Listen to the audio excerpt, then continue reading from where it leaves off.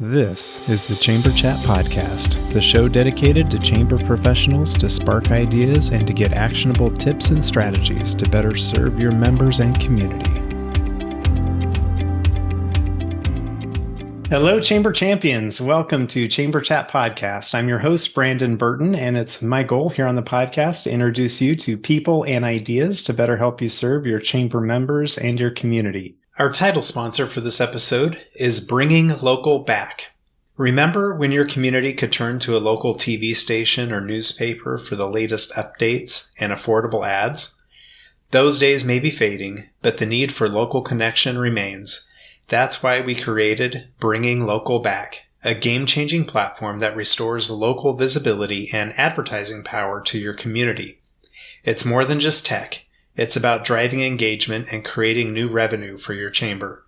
Ready to see the future? Visit bringinglocalback.com to schedule your demo today. This is the future of local commerce. You're joining us for a special episode in our 2025 ACCE Chamber of the Year Finalist series. And our guest for this episode is Heather Kasten. Heather is the president and CEO of the Greater Sarasota Chamber of Commerce in Florida. With more than 14 years of experience in the Sarasota region, Heather previously served as the president CEO of the Lakewood Ranch Business Alliance. She has a diverse background, having worked for Eli Lilly Pharmaceuticals and Six Flags theme parks in various regional management roles. Heather's deeply engaged in the community, serving on the board of Career Source Suncoast, United Way Suncoast, and the Education Foundation of Sarasota County. She is also active in several local advisory councils, including those for the USF Muma College of Business and the 26th West Entrepreneurship Center. Heather holds an MBA from Webster University and a business administration degree from the University of Iowa. Outside of her professional duties, she enjoys reading, boating, traveling, and spending time with her family. But Heather, it's great to have you back on Chamber Chat Podcast. Welcome and congratulations for being selected. For those who may be familiar, they were Chamber of the Year finalists in 2024. So this is 2 years in a row being selected as a finalist. So huge congratulations to you and your team. But wanted to give you a chance to say hello and to share something interesting about yourself so everyone listening can get to know you a little better. Yeah, well, Brandon, thank you so much. We're so grateful to you for hosting this podcast, which is so informative. I really enjoy listening, and we are truly excited. Our team and board of directors are over the moon about us being a finalist again for ACCE, the Metro Chamber Division, this year. So we're excited to go to Philly. We've got a good sized group of us traveling out there to attend the conference and the convention, and hopefully we're going to bring something, bring that big trophy home. We'll see though. Yeah. There's something to be said about coming in numbers to the conference. I remember a few years ago when the Conway, Arkansas Chamber won, and they had I want to say 2 full tables just packed full of people from Conway, and it was pretty cool. So I'm glad you're bringing a great representation. That's awesome. Yeah. And, as far as something unique about me, I feel like I'm, a cat with 9 lives in that I really have worked in many different industries, from theme parks, which we talked about last year. Some of the funny duties, working as a regional sales manager for Six Flags theme parks. And then in the pharmaceutical realm, through Lilly in women's health and the neuroscience division, and then landing in chamber work, and have been doing this work for about 16 years now, and absolutely love it. Love just being able to serve and support the businesses in our community, which, let's face it, they're the engine that power any local economy, are the local businesses. Absolutely. Well, give us some perspective with the Greater Sarasota Chamber. You mentioned being more regional, but give us an idea of size, staff, scope of work you guys are involved with, budget. That'll kind of set the stage as we get into the programs that we talk about today.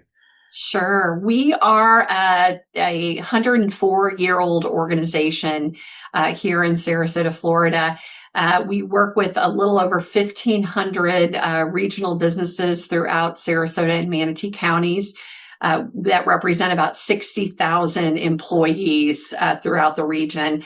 Our team here, I always like to say we're a small but mighty team of 15 individuals who are just a committed, dedicated, passionate group of people who show up here every day working to support our local businesses. We have a very active foundation as well as the chamber work that we do. And I know we're going to get into some of those programs later. Those programs are truly funded through our foundation. Very cool. So I'm hopefully, as we go through the conversation today, we can pull more on the foundation. And I know there's a lot of chambers out there that are trying to learn more about foundations if they don't already have one, seeing how they can deploy a foundation, how it can really be beneficial in their community. And so hopefully your experience will be able to tap into that as we dive in today. So with these Chamber of the Year finalist episodes, I love to spend the majority of the time talking about the two programs that were submitted on your Chamber of the Year application. So when we get back from our quick break, we'll dive into those programs and learn more about what it is that you guys submitted on your application this year. Hi, I'm Joe. And I'm Rose. And we're the founders of App My Community, a mobile app that can be customized to meet the unique needs of your Chamber of Commerce.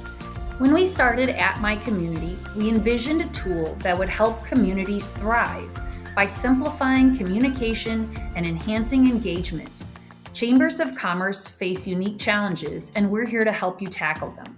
App My Community helps the Evergreen Area Chamber of Commerce to create an app that keeps tourists informed even when their office is closed. They provide 24/7 access to local business information, which helps support the local economy and community engagement. In Rocky Mountain House, we helped Rocky Chamber create an app with dynamic itineraries and digital resources for tourists, increasing local business engagement. The app has become an essential tool for the community, promoting events and boosting visibility for local merchants. Today, we empower more than 200 chambers of commerce, campgrounds, and RV resorts to streamline communication, informing members about events, sharing business updates, and providing a digital hub for the community, all in one convenient app. When you partner with App My Community, our team works closely with you to create an app that meets your chamber's unique needs. As your community grows, our app evolves with you. We are here to ensure you engage effectively with your members and streamline your operations. Schedule a demo today at appmycommunity.com. We can't wait to meet you. Are you ready to take your organization's funding to the next level? Hi, I'm Clint Neesmith, CEO of Resource Development Group. As a Chamber of Commerce or Economic Development Organization leader, I know you understand the value of working with experts who understand your world. And that's exactly what RDG does best. For over 30 years, RDG has specialized in fundraising for EDOs and chambers. We bring cutting-edge strategies tailored to your organization, whether you're just starting out or gearing up for yet another new funding cycle. Importantly, our firm executives are hands-on from start to finish, from the feasibility study to the successful conclusion of your fundraising campaign, and our team brings deep industry roots and national expertise to every engagement. No matter the size of your community, RDG delivers data-driven, innovative revenue solutions, reinforcing ROI to investors and making sure your vision becomes reality. At RDG, we proudly build organizations that build communities. Visit us today at rdgfundraising.com and let us partner with you, building a stronger future for your organization and the community you are working to grow and develop. All right, Heather, we're back. As I mentioned before the break, we're diving into the two programs from your Chamber of the Year application. I understand one of the programs is around career and workforce development. Would you like to tell us what that is and dive into I always like to know what the origins are and how it's evolved to what it is today. Yeah. So the exciting thing, Career Edge, is our workforce and talent initiative that has been around for coming up on 14 years. And this was really formed 14 years ago to address some tremendous gaps in our workforce, our local workforce. I always like to say career is just like a three-legged stool. It takes funders to be able to fund the work that we do. It takes educational partners and providers to train. And then it takes the participant, the individual who is actually willing to go through the program and come out the other end. What we submitted this year for ACCE was just the work and the results of Career Edge. Every year we have a third-party evaluator come in and really do a deep dive into the wage increases that individuals experienced. They validate all of the data that we provide. And so it's not the Sarasota Chamber beating our chests, saying, oh, look at the work we've done. This is, again, an independent evaluator looking at this work. Last year, we deployed over $330,000 in workforce grants and training and upskilling grants. And we trained just shy of 500 local individuals. So, the so what of that is, if you think of someone working a job that really doesn't have a career pathway, a minimum wage job, it could be at a fast food restaurant.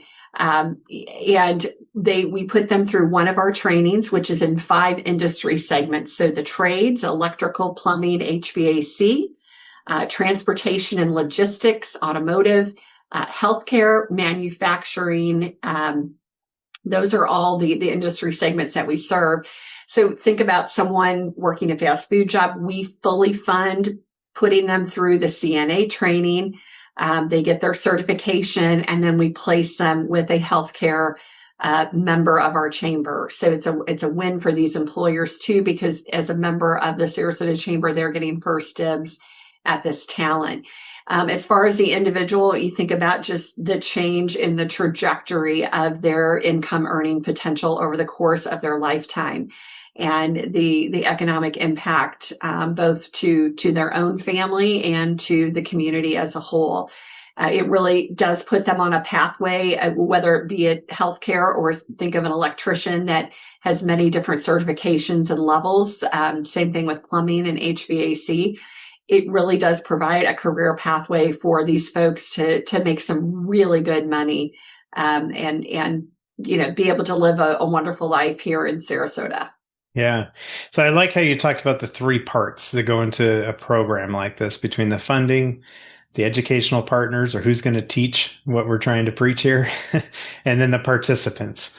So could you speak to a little bit about how you pulled, how did you gather the participants? How did you reach out to them? How did you recruit those who would be the educational partners, and talk about the funding for it as well? Sure. And, the exciting part in the chamber's role is really kind of the unifier and the convener of those 3 pieces. But for the chamber, that convening would not be happening. And so we play such a key role in that. But let's start with the funding. We go out every year and sing for our supper. We work with many local foundations, some national foundations, some bank foundations to apply for these grants. And that's the money that we have to work with each year. We've been really fortunate. We have 2 local foundations that absolutely believe in the impact. They've seen it directly in this community, and they are substantial funders to the program. The participants through our chamber, we probably have 200 nonprofits that are members of our chamber. When we're putting up one of these, we call them a fast track program, where in 8 to 12 weeks, someone can get trained. When we are about ready to launch a fast track, for instance, we have one coming up in automotive electrical, and we put that out to our nonprofit partners. We use the press to put out press releases and social media posts. We partner with our faith-based organizations. We get the word out pretty well, and then these participants log on to our website. They fill out an application. And then they're vetted. And then, we take a class usually of about 15 individuals to put them through this training. And the chamber, we play a pivotal role in that we really do shepherd these folks through the program. These are individuals that have, they have more things on their plate than others. And, car breaks down, childcare issues, things like that. And we really are instrumental in helping them to get to class and to have childcare so that they can participate in the program. That's awesome. So for those that are participating, sounds like there's an application process. You selected in this example 15 for the automotive certification. Is there any fee or anything for those participants, or is it fully funded through the foundation and the grants, or how does that structured? It is fully funded. So they do have some skin in the game in that there are some fees. For instance, in healthcare, there's some vaccinations and things that they have to get on their own. But for the most part, 98% of this training is fully funded. And so we do it. That is a big job, is to really vet the people who are serious. This can't be, Grandma Jones wanting her grandson to go through this program. We have to make sure that, that these participants are committed. We have to be a good steward of this money that we've been granted. Yeah. So you had mentioned that having that third party evaluation and seeing the wage increases. Can you share maybe just a couple success stories you've seen out of that third party evaluation? Absolutely. On average, last year, we saw the average wage increase of folks coming through the program was over $9 an hour. And you start doing the math on that, times 8 hours a day, just to make it round numbers, that's $100 more a day that they're making. You think of, 20 working days in a month, that's $2,000 more dollars. You just start doing the math, and it is absolutely exponential, the money that someone is earning because of these programs. And again, this is, for a lot of people, this is their first generation of being trained. And when we host these graduations, Brandon, it's just heartwarming. Their whole family comes. They might as well be graduating, from an Ivy League school. It's that meaningful for their family. That is really cool. I love hearing that. I love hearing the life-changing impact that programs like this can make. So programs like this, like Career Edge, obviously help employers in the community find that talent where they're able to continue performing their mission as a business, whatever it may be. But that's only one aspect of it. I know in certain communities, housing can be an issue too, where you may have people that want to work there, but they live too far away that it doesn't justify, the commute coming in. But housing makes it difficult to attract that talent as well. So let's shift gears into your second program that you guys submitted on your application around affordable housing and how that plays into this big picture.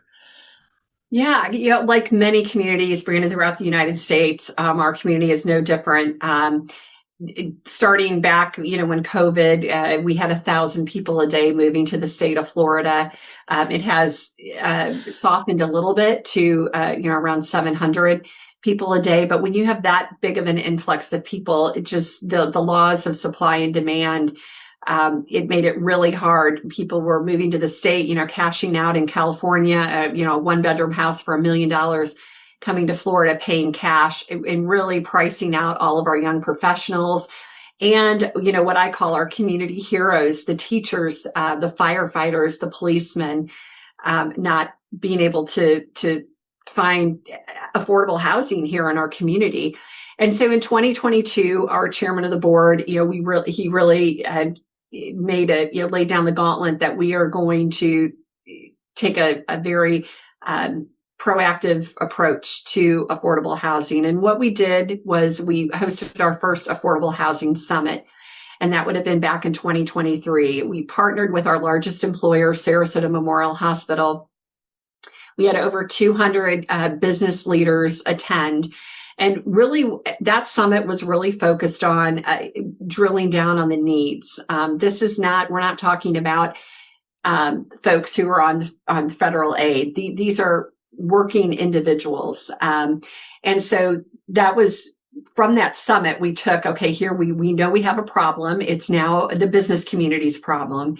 So now what are we going to do about it? The chamber went about, we really wanted to drill down to investigate who are having these struggles. We surveyed our young professionals. We had over 300 responses to a survey, and the results were just really disheartening. We had numerous, over 30% of our young professionals saying they were contemplating leaving the area because they weren't able to find affordable housing. We had over 40% driving 40 miles a day to come to work. And as you know, that clogs up our roads and causes transportation issues when people can't live by where they work. So we went about putting together a second summit, again, hosted back at Sarasota Memorial, where we brought in some experts. We brought in someone from the Florida Housing Coalition to assess what are some best practices. We brought down someone from Pinellas County, Florida, who is probably about 5 to 10 years ahead of us in the proactive nature of tackling affordable housing. We hosted a second summit. And then we also took a very intentional approach with our city government and fought very hard, hundreds of hours into attending city commission meetings to back some zoning text amendments changes that would allow for greater density. Those, after many hours of meetings, the city commission did vote to allow for greater density. And what that means is that a developer on 1 acre of ground, instead of being limited to building 5 units, of which he needs to charge $5 million a unit, when you increase the density, you could have 100 units at $200,000. And so we've already seen over 2,000 units just because we fought for those zoning text amendments of affordable units that'll be coming online here in the next 2 to 3 years. They're going through, that permitting process. They're starting to come out of the ground. So again, if not for the Sarasota Chamber, would these zoning text amendments have gotten over the goal line? We also, go ahead. No, go ahead. I didn't mean to interrupt you. I was just going to wrap up with, we also partnered with 4 local foundations who commissioned a study to look at what is our current need, like how many units do we really need? You can't, if you're not keeping score, you're really not playing the game. And so we had this study commissioned to look at how many units do we currently need and how many will we need in 10 years so that we can start planning, for that. And then also took a look at the type of units needed. Do we need studio apartments? Do we need 1 bedroom, 2 bedroom, or these families that are struggling? And so we just got those findings back.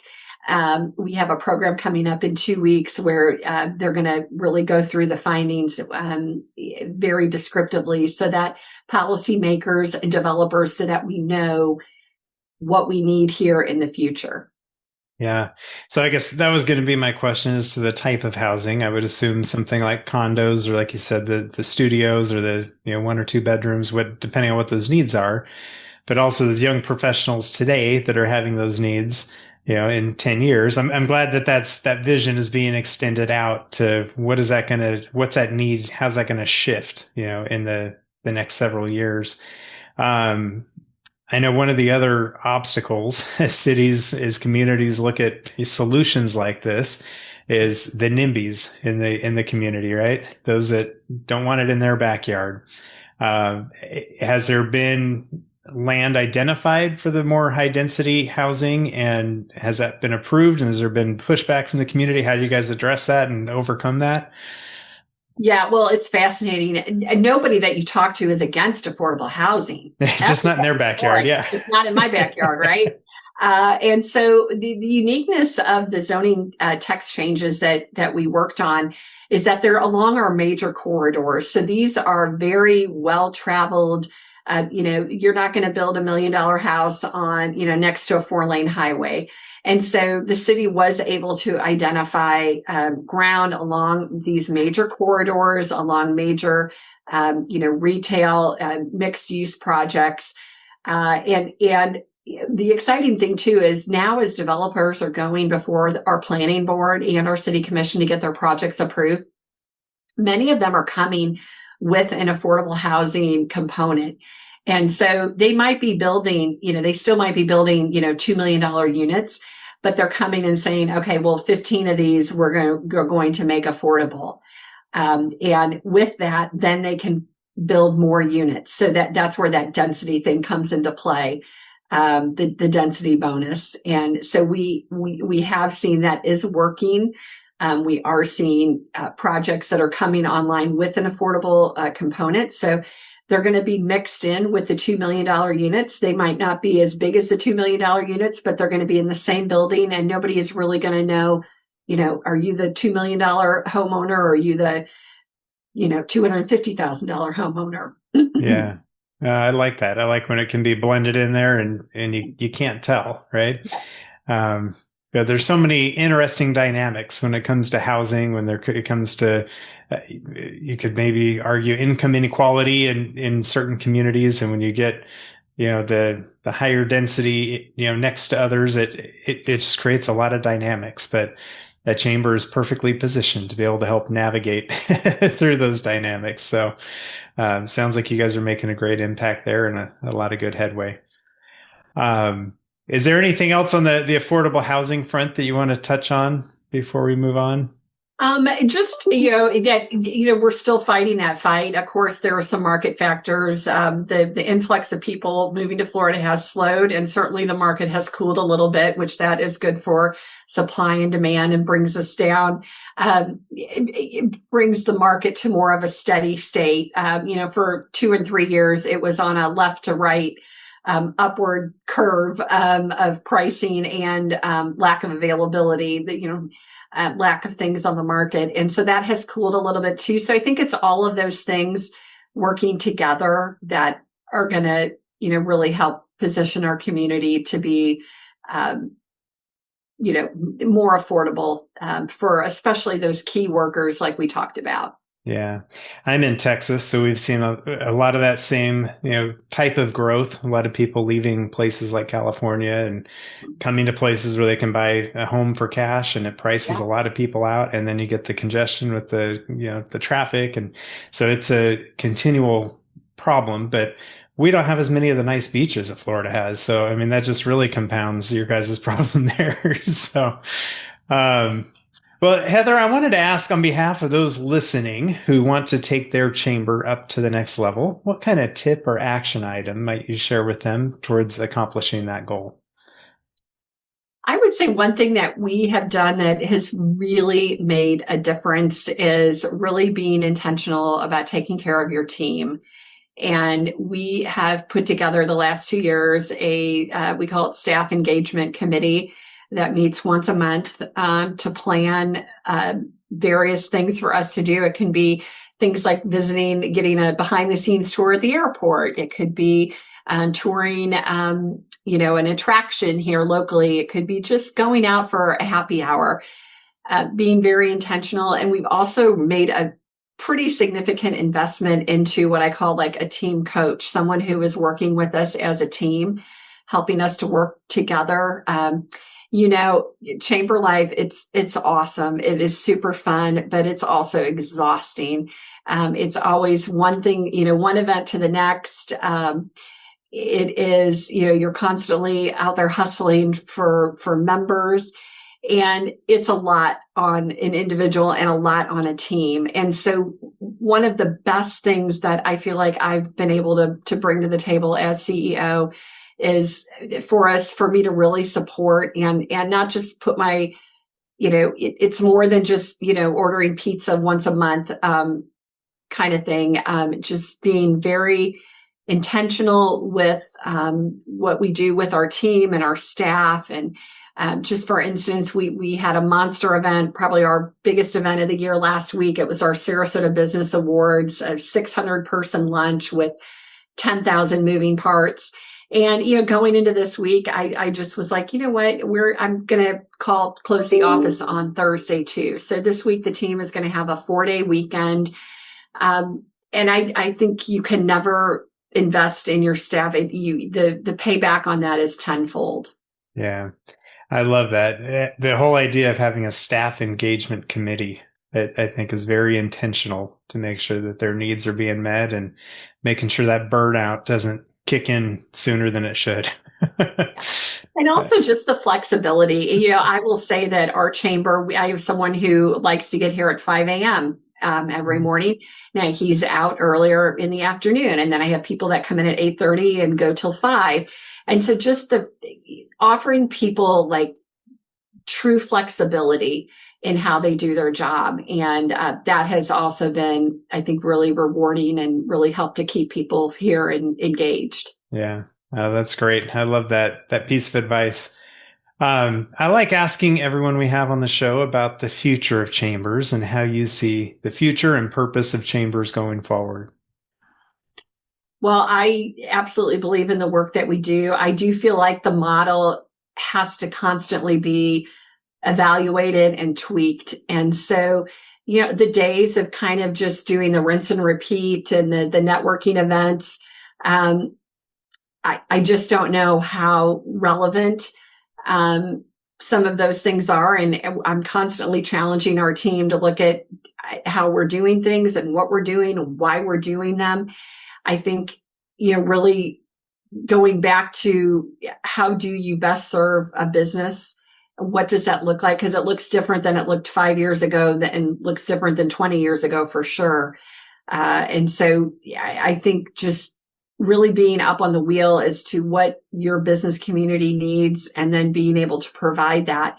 And also looking at some of the things that maybe in the past have just been done like, oh, that's just part of your membership. Are there ways to monetize some of the work that you're doing?